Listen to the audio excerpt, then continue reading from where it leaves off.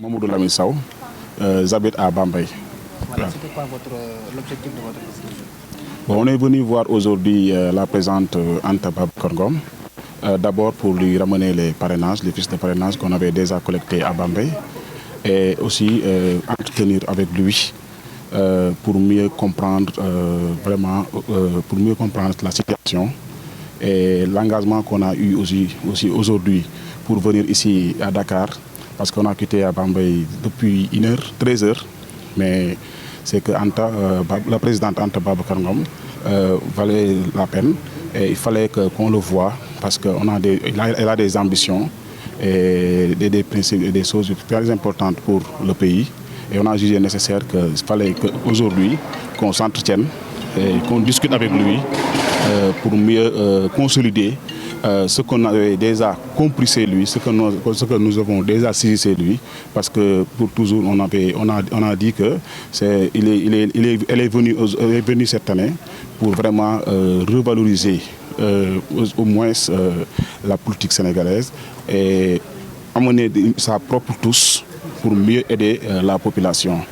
En connaissant la personne, on sait qu'elle ne connaît que le travail. Et elle aime son pays et nous aussi nous aimons notre pays et nous avons décidé de s'engager ensemble pour l'aider à être président de la République du Sénégal. Mais vous avez collecté combien de parrainages?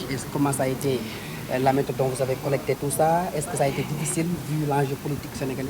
Oui, ça a été un peu difficile, surtout dans notre zone qui est à Bambey, parce qu'il y a des ténors qui sont là-bas et comme vous le connaissez, la présidente vient cette année-ci et la réalité qui est à Bambey et partout même au Sénégal, parce que les gens privilégient l'argent. Une fois que tu leur donnes de l'argent, ils te parrainent très rapidement. Mais on a réussi à collecter au minimum 600 parrains et il y a d'autres fiches qui sont en attente que nous allons après, Inch'Allah, lui envoyer ça par WhatsApp. Mais ça a été un peu difficile. Parce que pour sensibiliser les gens qu'ils vous parrainent, parce qu'ils vont vous dire toujours, si je vous parraine, peut-être tel leader ou tel leader va le voir mal ou bien autrement. Parce que le niveau de la conscience reste à désirer, le mental vraiment des Sénégalais, ce qui concerne pour le développement de leur pays, côté citoyenneté, ça reste à désirer. Cela a été une contrainte majeure pour nous de sensibiliser la population pour qu'ils puissent parrainer Anta Babacar Ngom. Mais heureusement, il y en a beaucoup, vraiment, même après parrainer un autre, ils ont dit vraiment, ils ont été satisfaits concernant Anta. Oui, on a décidé de parrainer Anta Babacar Ngom parce que d'abord, pour une première, on sait qu'elle est jeune, on sait que c'est un entrepreneur côté industrie, ce qui est son domaine. Et le Sénégal, avec le monde que nous sommes, il a besoin vraiment de l'industrialisation beaucoup plus moderne que nous vivons actuellement. Et un changement aussi de mentalité, comme parlant des politiciens et politiciens, parce qu'à chaque fois, on a vu que quand il y a un président qui est au pouvoir, il ne cherche qu'à s'enrichir. Et en connaissant son statut financier, lui, peut-être on a l'espoir, c'est lui, qu'il n'est pas venu au Sénégal pour se remplir les poches.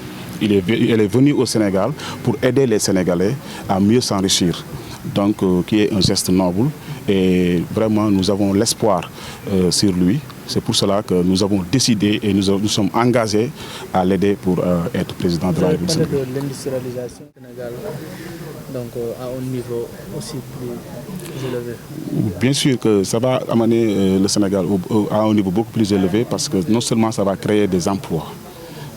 Quand on fait l'industrialisation, en créant des usines, en créant des côtés industries, et surtout le décentraliser, ne pas seulement le faire à Dakar, parce que dans son projet aussi, il y a décentralisé de le faire, parce qu'il a même cité que dans notre région, Diourbel, on peut vraiment être là et ne pas être dépendant ou bien on n'a pas besoin de venir à Dakar. Parce qu'ici à Dakar, peut-être l'industrie est beaucoup plus développée que dans les autres régions. Maintenant, en connaissant la personne, maintenant, si vraiment le pays connaît un essor important dans l'industrie, cela va vraiment essayer, surtout les matières premières, nous allons maintenant essayer de cultiver notre propre terre, avoir des produits et essayer ici maintenant de l'industrialiser pour avoir des produits que nous importons au niveau des Occidentaux. Mais vous avez entretenu avec... Parce que dans le cadre général, on ne s'est pas contenté uniquement du problème de Bambey. Parce que ce qui nous intéresse, c'est le Sénégal. Parce que Anta, ce qui l'intéresse, c'est le Sénégal. Le cas de Bambey, parce que c'est un baol-baol, comme il l'a bien souligné, elle connaît vraiment que Bambey, il y a un problème d'industrie d'abord. Il n'y a pas une seule usine à Bambey. Il n'y en a pas. C'est pour cela ça fait que l'exode rural continue à être beaucoup plus important à Bambey. Tous les jeunes qui ont des terres, mais ils viennent à Dakar pour travailler.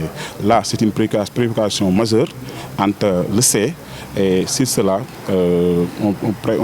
on souhaite qu'elle va beaucoup aider Bambey une fois qu'elle sera présidente de la République du Sénégal. Je suis Mamadou Lamine Sow, de Bambey. Voilà. Donc nous waraloon tey seen tànk ci kër gi. Sunu tànk tey jii dañoo ñëwoon pour indil ko ay fiches de parrainage yu ñu jotoon a collecté foofu biir Bambey war ko indil war a waxtaan ak moom aussi si jafe-jafe dëkk bi war a waxtaan ak moom si vraiment si programme am. donc waxtaan ngeen lu yàgg loo xamante ne bii mën nañu ko jàpp ci programme am bokk na ci li tax ngeen am envie wala sawar pour ñëw jàppale ko lan la exactement. Bon, gis nañ ni moom liggéeykat la gis nañ ni yàlla dogal na li ko yàlla may am na ko pare am na loo xam ni vraiment gisuñu si kon mu gisee si ñeneen nit ñi bëgg a jiite pour son propre intérêt gisuñu loolu. Gis nañ ni moom mi kat am na teg na loo xam ni bëgg na koo doxalee biir Sénégal comme def un côté industrie bi créer ay usines ay emploi xool fi nga xam ni moom la Sénégal am problème. moom seet na ko pour jug dimbali si waa Sénégal si noonu xam nañ ni aussi dafa partir de néant koo xam ni dafa liggéey ba heure bi ba am li mu war a am kon kooku bu yoree réew mi dina ko jëmale kanam incha allah. donc ci par rapport ak parrainage yi nga wax yi ngeen collecté ñaata la ak ndax ngeen def tey ba am lim bu toll. waaw am nañ si 600 yoo xam ni vraiment am nañ ko dugg lijjanti ko. ñoo xam ne dañ koy parrainé ak seen xol bu sedd am na si ñoo xam ne rek yàlla daa dogal ñu fekk ñu parrainé ba pare mais aussi parrainé pour ànd ak ñun si élection yi. métti woon na comme nu ma la ko waxee léegi nii Bambey dafa am benn réalité am ay leaders yi am doole yu leen gëmal xaalis jox ma am ma jox la nga defal ma lii te loolu foog naa ni jour boobu lay yem. si loolu esprit boobu rek lu war a changer lay doon loolu moo taxoon amoon nañ ci gàllankoor. Pour mën a sensibiliser nit ñi mais yàlla dogal na surtout les jeunes ñu conscient bëgg seen réew jàppale nañ si ba nga xam ni mënoon am 600 yi.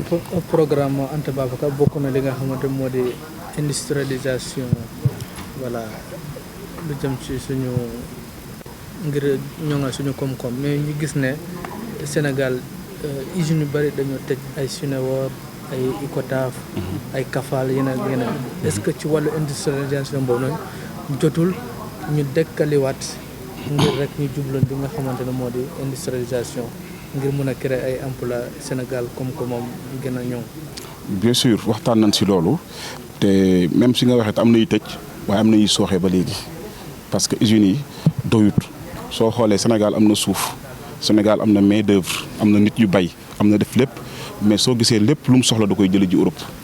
loolu lu ko indi mooy Sénégal soo xoolee li mu mën a defar biir Sénégal bariwut kon ñun lu ñuy importer dafa ëpp te loolu doxalut réew lu koy doxal dëgg-dëgg il faut que l'industrie bi dox ba nga xam ne yow loo am nga mën ko defar sa biir réew bañ a dépendant parce que tant que yaa ngi dépendant si les autres rek mënoo koo développer tey le Sénégal mosuñu xalaat loolu ku fi ñëw toog day xalaat nan lay falawaatee déwén beneen élection.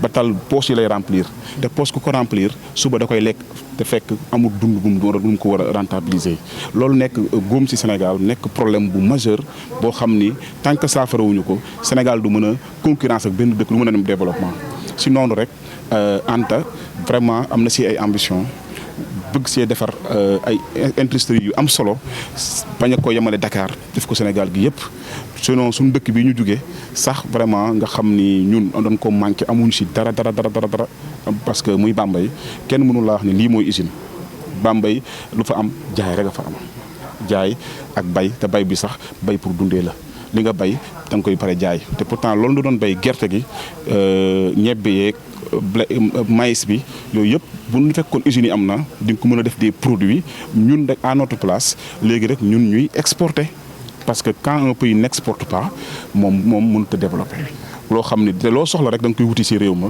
kon foog toujours xiif dina am pauvreté dina am te duñ mës a jug si loolu te duñ mës a développer.